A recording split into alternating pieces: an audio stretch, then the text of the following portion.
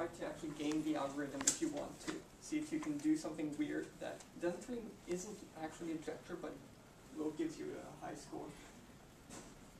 So an accelerometer, all that it is it's essentially measuring your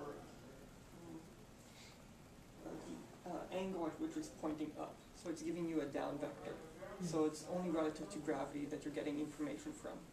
You do get a bit of acceleration data out of it if you move it, but it's mostly gravity, and that's why it's not that reliable.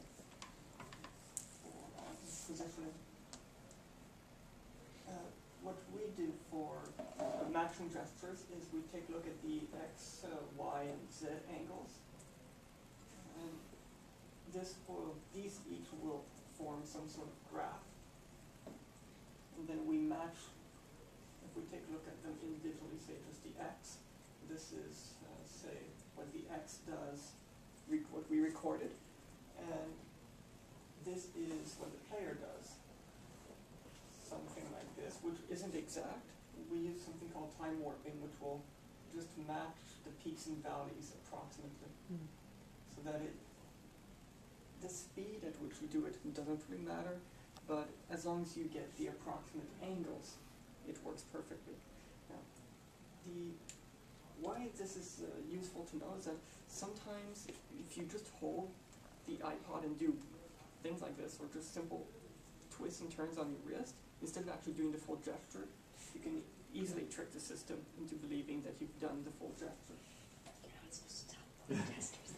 Yeah, but we will be telling our players that they have to have one hand on their hip the entire time, you know, etc. Whatever, you know, just for the fun. Well, that's what happened with Wiimotes. That's why they had Wii Plus. Yeah, yeah, exactly. Don't the newer iPhones actually have like? They have gyros. Yeah, because we're targeting all of the iPods and older devices. Well, we could support it, but we only have one iPhone 4 for targeting. So. In the app, the last thing I'll mention is that there are two buttons: record and the other one is challenge. When you're in challenge, you can select any one of the buttons at the bottom to match your gestures against what Jason has already done. And you just hold the screen, do the motion, and it will tell you you're about 67% Jason Camlod, or you're about 10% Jason Camlod. The other mode is record. You just hold the screen, do a gesture, then you can hit challenge again and match against your gesture to see how accurately you can do it. Or you can challenge a friend and say, hey, how accurate or how close to me are you? So just do the same gesture. So that is essentially all that app can do. Is just a testing app for gestures and gesture recognition. Cool. If anyone wants to go through the entire app and play through the Charge of the Light Brigade, you can do so if you don't mind recording your voice and then going through the gestures. The only supported gestures in that case are rise up, rise down. I tried twirling of the wrist, but it's a bit difficult to do, but with the audio I think you can figure it out. And that's about it. If people want to try a very early beta test, go right ahead. So do you do send for every? No, only the ones that you do with record. Record is yourself and not seeing how well you score. Yeah. Oh no, I just meant like the whole send email thing. Is that for you to check the data that we just did? Yes. And do we do that for every time we do a gesture? No, only when you're doing it in record mode or when you're not checking your score. Okay, so our challenge game then will just be for fun, and they're not going to be emailing anything to you. No. But we'll ask you to try to replicate the gestures a bunch of times and then send those to Michael so he has those sort of on file.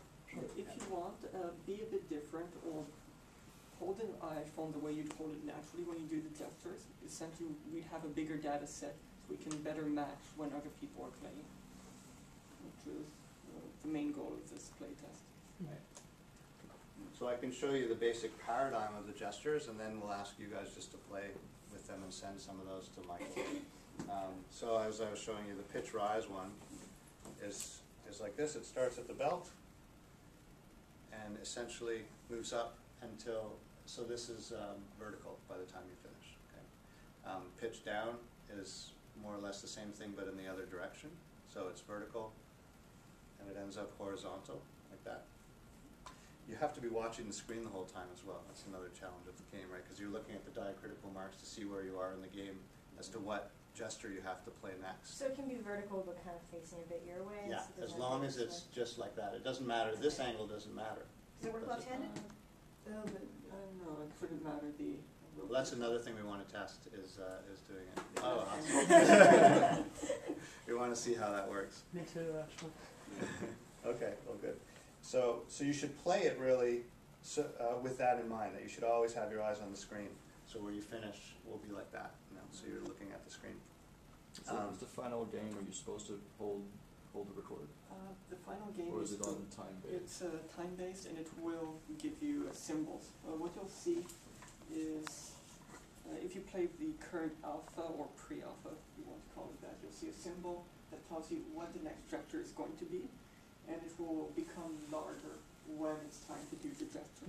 Okay. And you have, it's actually not that difficult to score. Well, you'll hear it. You don't really need to know when to jump. If you're doing well, or look at the screen to know how well you did. It'll modify your voice enough. Well, hopefully enough. I think Salim had a bit of trouble with it, so I haven't had time to look at that yet. Hopefully enough so that you can tell